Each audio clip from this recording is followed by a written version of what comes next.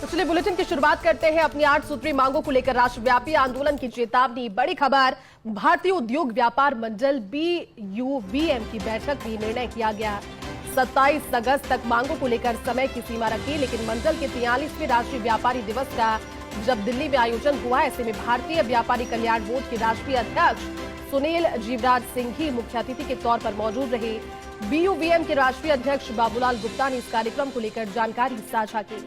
करीब 1300 व्यापारिक प्रतिनिधियों ने इस कार्यक्रम में हिस्सा लिया, जिसमें ऑनलाइन GST, MSME भुगतान की समय सीमा, आयकर, खाद्य सुरक्षा एवं संरक्षा अधिनियम, उपभोक्ता मामलात, कृषि जीन्स तथा इसके उत्पाद, कृषि मंडी सेस सहित कई मुद्दों पर विस्तार से चर्चा हुई।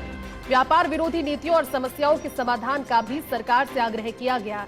सितंबर माह में प्रस्तावित बैठक में तय होगी अब इस आंदोलन की आगे की रूपरेखा। भारतीय उद्योग व्यापार मंडल की बैठक में निर्णय किया गया। 27 अगस्त तक की मांगों को लेकर समय सीमा रखी गई। और चलिए इसी पर ज्यादा बातचीत के लिए हमारे एसोसिएट एडिटर विमल कोठारी जुट गए। विमल जी, क्या पूरी जानकारी इस खबर को लेकर? भारतीय उद्योग व्यापार मंडल की बैठक में कौन से निर्णय किए गए जो महत्वपूर्ण होंगे अगले कुछ दिनों के लिए, और साथ ही आगे के आंदोलन की रूपरेखा भी जो प्रस्तावित बैठक है सितंबर माह में उसमें तय हो जाएगी?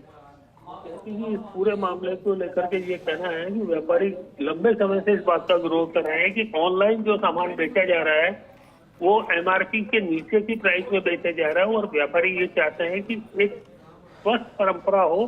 कंपनियां ऑनलाइन पोर्टल्स के ऊपर सस्ता माल देती है और व्यापारियों को जो रिटेल कारोबारी है उन तक जब माल पहुंचता है तब तक वो माल बहुत महंगा हो जाता है। इसलिए जो रिटेल कारोबारी है वो ऑनलाइन वालों का कंपटीशन नहीं कर पाते। व्यापारियों की ये जो आज बैठक दिल्ली में हुई है, जिसमें करीब 1500 के आसपास 1300 के करीब व्यापारी प्रतिनिधि मौजूद थे, और इस बैठक में जो भारतीय उद्योग व्यापार मंडल है, जो एक नेशनल लेवल की व्यापारियों का संगठन है, इस बैठक में निर्णय लिया गया कि अगर 27 अगस्त तक व्यापारियों की विभिन्न मांगों को यदि पूरा नहीं किया जाता तो व्यापारी राष्ट्रव्यापी आंदोलन करेंगे। इसके अलावा व्यापारियों की तरफ से GST को लेकर के भी डिमांड्स है कि GST में 5, 15 और 25 के 3 स्लैब बनाए जाए, पेट्रोल डीजल को GST में शामिल किया जाए। सर्च और सर्वे के समय बिना डॉक्यूमेंट की जांच पड़ताल के व्यापारी को चोर और रिवेटर बताकर टैक्स वसूल किया जा रहा है, जो जिसका ये विरोध कर रहे हैं। इसके अलावा जो MSME को लेकर के जो अभी हाल ही फैसला हुआ है कि 45 दिन में MSME इकाइयों को भुगतान किया जाना अनिवार्य है। यदि 45 दिन में भुगतान नहीं किया जाएगा तो ऐसा भुगतान नहीं करने वाले के आयकर विवरणी के अंदर उस पर्टिकुलर अमाउंट को जोड़ा जाएगा और उसके ऊपर टैक्स की लायबिलिटी बढ़ेगी। MSME में किए गए इस बदलाव को लेकर के MSME उद्योगों को पर काफी नकारात्मक प्रभाव पड़ा है। इसलिए इस मंडल ने ये डिमांड की है कि 45 दिन की जो समय सीमा है इसको बढ़ाकर 90 दिन किया जाए, और इसके अलावा इनकम टैक्स के अंदर जो TDS और TCS का जो प्रावधान नहीं किए गए हैं, इन प्रावधानों के ऊपर संशोधन किया जाए।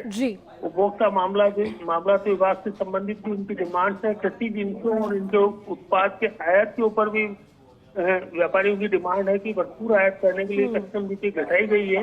इससे देश की पैदावार प्रभावित होगी और तेल मिलें बंद होने के कगार पर पहुंच जाएगी।